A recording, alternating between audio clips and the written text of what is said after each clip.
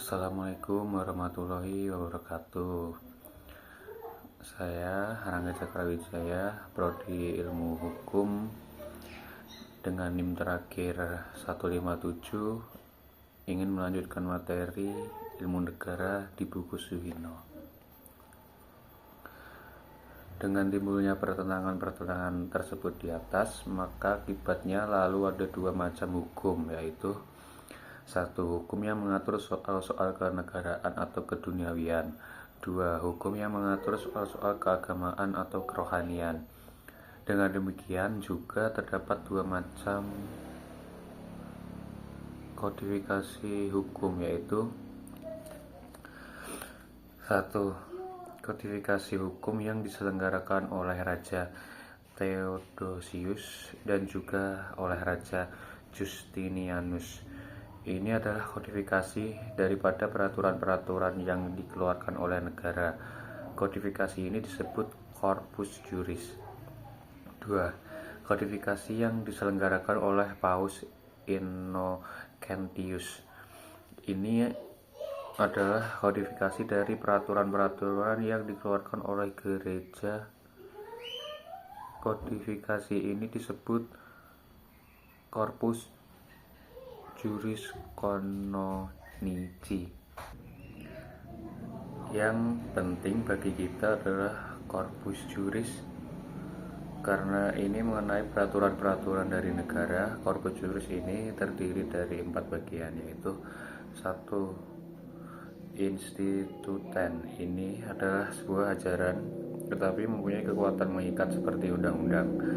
Kalau dalam undang-undang itu mengenai suatu hal tidak terdapat pengaturannya, maka pengaturan mengenai hal tersebut dapat dilihat di dalam instituten tadi. 2. Pandekten. Ini sebetulnya hanya merupakan penafsiran saja dari para sarjana terhadap suatu peraturan. 3. Kodek. Ini adalah peraturan-peraturan atau undang-undang yang ditetapkan oleh raja. 4. Novellen. Ini adalah tambahan-tambahan daripada suatu peraturan atau undang-undang.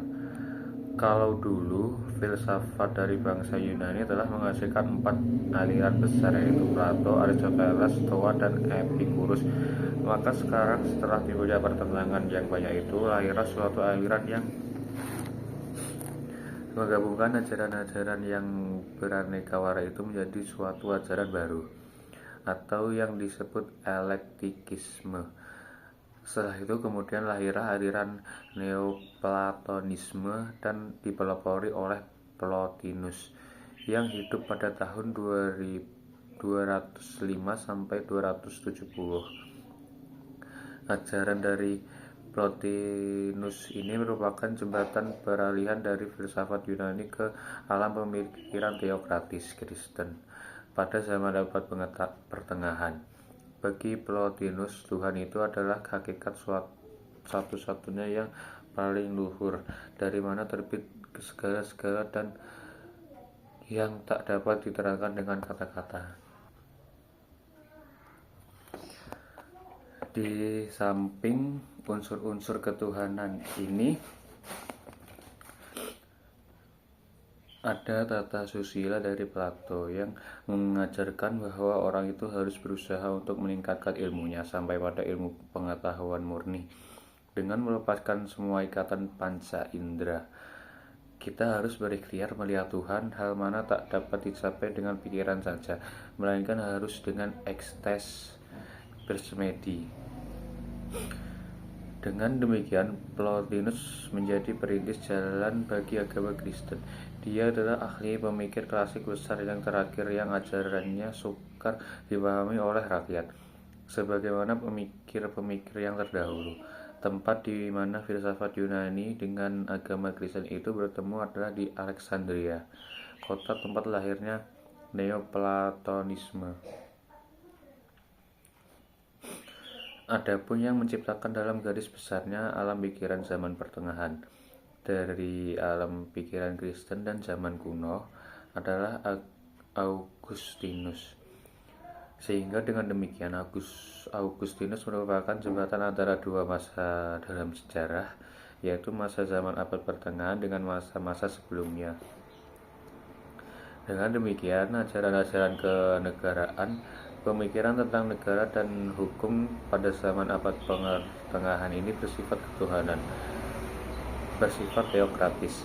Untuk jelasnya, sekali lagi bahwa teori teokratis ini berkembang pada abad pertengahan. Dan yang dimaksud abad pertengahan ini adalah zaman sesudah jatuhnya kerajaan Romawi Barat pada abad ke-5 tahun 476 sampai abad ke-57 tahun 1453 tahun jatuhnya kerajaan Romawi Timur, atau sampai zaman Renaissance. Teori teokratis ini dalam perkembangannya pada abad pertengahan mempunyai hubungan yang erat dengan perkembangan agama yang baru.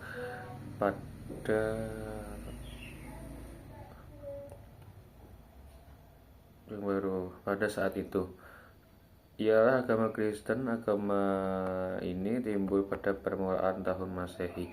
Sebelumnya timbul agama Kristen di Romawi ada pengertian atau ajaran tentang ketuhanan yang berdasarkan atas mitologi, yaitu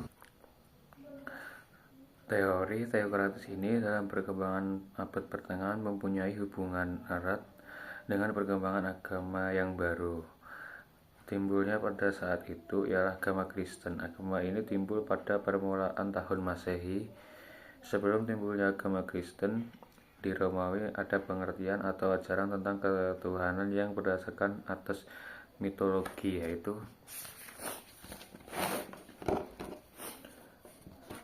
bahwa menurut anggapan mereka, dewa-dewa yang tidak berbeda halnya dengan manusia. Hanya saja dewa-dewa itu lebih berkuasa dan mempunyai kekuatan gaib yang melebihi kekuatan yang ada pada manusia.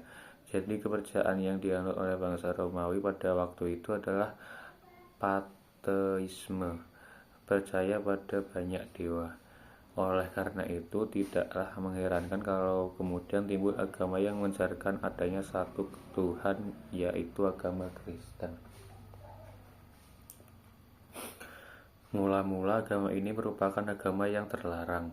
Penganut-penganutnya selalu dikejar-kejar, kemudian dibuang atau dibunuh. Oleh karena itu, semula agama tersebut dianut dan dilakukan dengan cara diam-diam. Apa penyebab agama ini semula dilarang? Sebabnya bahwa seperti telah dikatakan di atas, agama Kristen itu mengajarkan adanya kepercayaan pada Tuhan. Ini adalah bertentangan dengan kepercayaan yang dianut oleh bangsa Romawi pada zaman itu, yaitu panteisme. Juga agama ini semula mengajarkan pandangan hidup yang mengancam kekuasaan serta kewibawaan raja. Misalnya, orang tidak perlu mentaati peraturan-peraturan negara yang bertentangan dengan keyakinannya. Lebih-lebih kalau peraturan negara itu bertentangan dengan ajaran-ajaran agama. Akan tetapi, karena berkat ketabahan dan keuletan dari para penganutnya, lama-kelamaan agama ini tidak mati dan musnah, melainkan malah mendapatkan lingkungan hidup yang makin meluas, dan akhirnya malahan dianut oleh para pejabat-pejabat negara dan kemudian diakui oleh negara sebagai agama resmi daripada negara. Kaisar-kaisar kemudian memberikan perhatian kepada kaum Kristen ini. Kaisar Commodus yang hidup pada tahun 180 sampai 192 adalah yang pertama-tama menerima agama Kristen dan memperbolehkan para penganutnya berada di sekitarnya. Setelah agama Kristen ini diterima sebagai agama resmi daripada negara, kemudian tumbuhlah suatu susunan gereja sebagai bentuk organisasi daripada agama tersebut yang ada hubungannya dengan soal-soal keduniawian dan kenegaraan. Suatu kekuasaan yang semula ditolak sama sekali oleh gereja, karena semula gereja hanya berkecimpung dalam soal-soal keagamaan saja.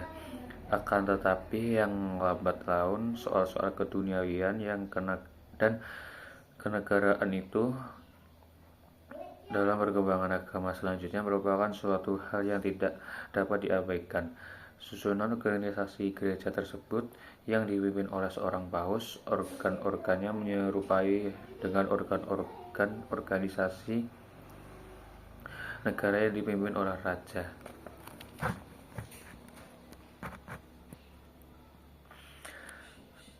Mulai saat itulah sesungguhnya timbul pokok persoalan, pokok pembicaraan dari para sarjana pada zaman abad pertengahan.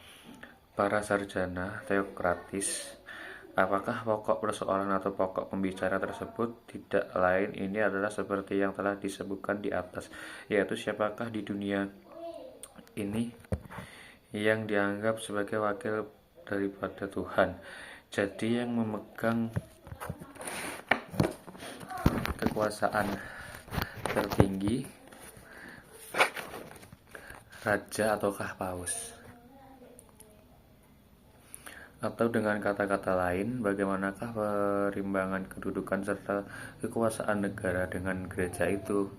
Siapakah di antara kedua organisasi ini yang memegang kekuasaan tertinggi? Oleh karena di antara kedua organisasi ini selalu timbul persoalan-persoalan dan pertentangan-pertentangan saja. Tetapi mengapa soal-soal ini dibicarakan telah terjawab di atas, yaitu dengan terbentuknya susunan organisasi gereja yang organ-organnya sama dengan organ-organ susunan organisasi negara. Maka di dunia ini selalu terdapat dua organisasi kekuasaan, yaitu yang pertama organisasi yang dikepalai oleh seorang raja, dan yang kedua organisasi gereja yang dikepalai oleh seorang paus. Pada kedua organisasi kekuasaan tersebut mempunyai subjek yang sama, yaitu manusia. Maka kalau tadi dikatakan bahwa di antara kedua organisasi kekuasaan itu selalu timbul pertentangan-pertentangan. Pertentangan itu adalah pertentangan mengenai kekuasaan antara negara dengan gereja terhadap subjeknya. Tegasnya, siapakah yang mempunyai kekuasaan tertinggi di dunia ini terhadap subjeknya, yaitu manusia tadi. Pertentangan ini terjadi misalnya kalau pada suatu saat kedua organisasi itu mengeluarkan peraturan yang paling bertentangan, padahal kedua pertentangan yang dikeluarkan oleh dua organisasi tadi mengatur hal yang sama, misalnya tentang perkawinan, pewarisan, dan sebagainya. Maka peraturan yang manakah yang harus ditaati oleh para subjeknya tadi? Inilah yang selalu menimbulkan kebingungan. Padahal pada waktu itu organisasi gereja betul-betul mempunyai alat-alat perlengkapan seperti yang dimiliki oleh organisasi negara. Misalnya badan perundang-undangan, pengadilan, keuangan, dan sebagainya. Dan masing-masing peraturan tadi baik dari negara maupun dari gereja itu mempunyai sifat mengikat yang boleh dikatakan sama. Dan apabila tidak ditaati dapat menimbulkan sanksi-sanksi tertentu. Soal inilah nanti yang akan dibicarakan oleh para sarjana pada zaman abad pertengahan untuk mendapatkan pemecahannya.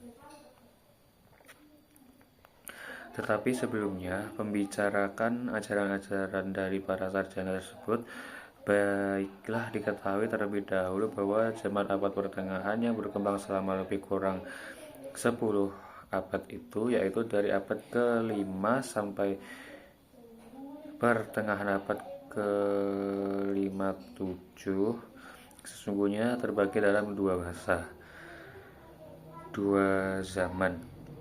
Pembagian tersebut ditandai dengan adanya atau terjadinya peristiwa besar, yaitu Perang Salib. Kedua zaman tersebut ialah satu, zaman abad pertengahan sebelum Perang Salib, abad ke-7 sampai abad ke-12.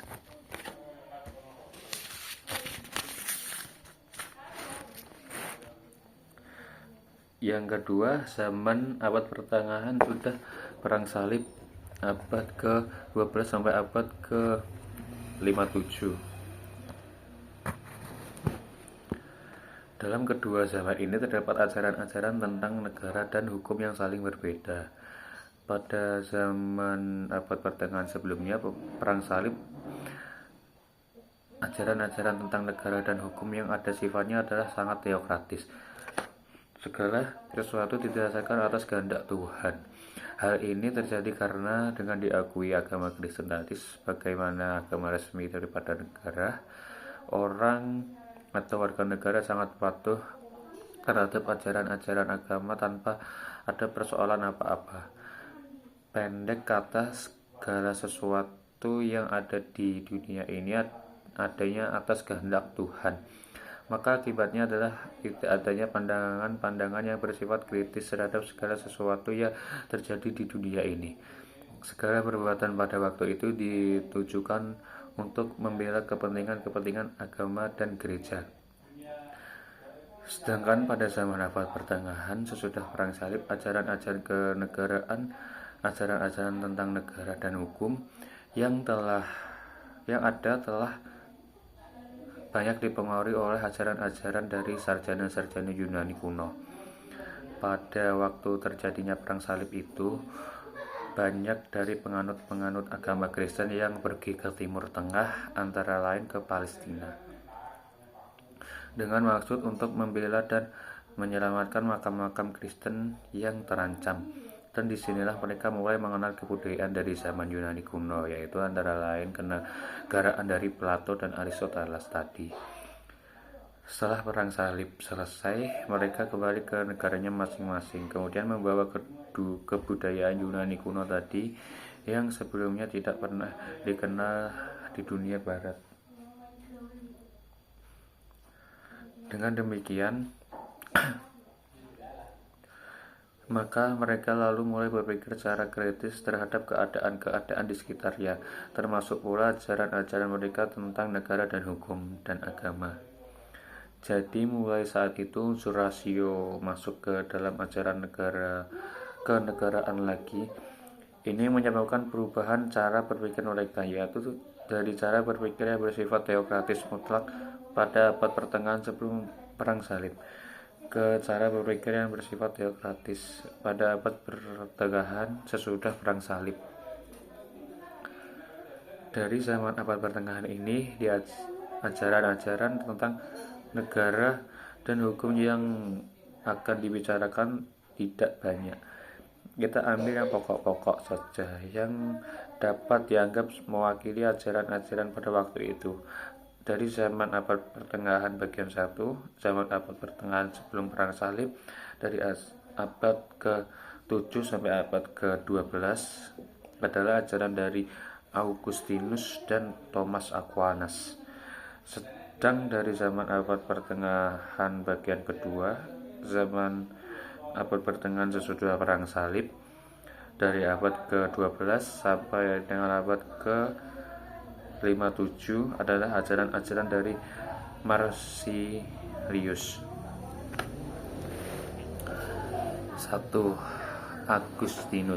Agustinus hidup pada tahun 354 sampai 430. Ia adalah seorang Kristen. Di dalam bukunya Pengakuan ia telah menulis riwayat hidupnya sendiri. Di dalam buku itu dikatakan bahwa ia hidup dalam keadaan dualisme. Maksudnya ia mengalami masa peralihan dari peradaban yang satu ke peradaban yang lain. Pada waktu hidupnya ia mengalami masa kebobrokan masyarakat yang disebabkan banyaknya pertentangan yang timbul, terutama pertentangan antara orang-orang yang menganut agama Kristen dengan orang-orang yang tidak beragama, antara kepercayaan adanya satu Tuhan yang Maha Agung dengan penyembahan kepada berhala. Lagi pula adanya peristiwa yang maha penting yang terjadi pada tahun 409, yaitu raja dari kaum kota barat yang bernama Alaric mengepung kota Roma, kemudian menyerbu dan mengadakan perampasan. Terhadap peristiwa ini pendapat orang dapat berlainan, sementara orang berpendapat bahwa karena Alaric sendiri seorang Arya yang menganut agama Kristen, peristiwa tersebut berarti suatu kemenangan agama Kristen atas penyembahan berhala. Jadi berarti suatu hukuman terhadap orang-orang yang mengadakan penyembahan kepada berhala.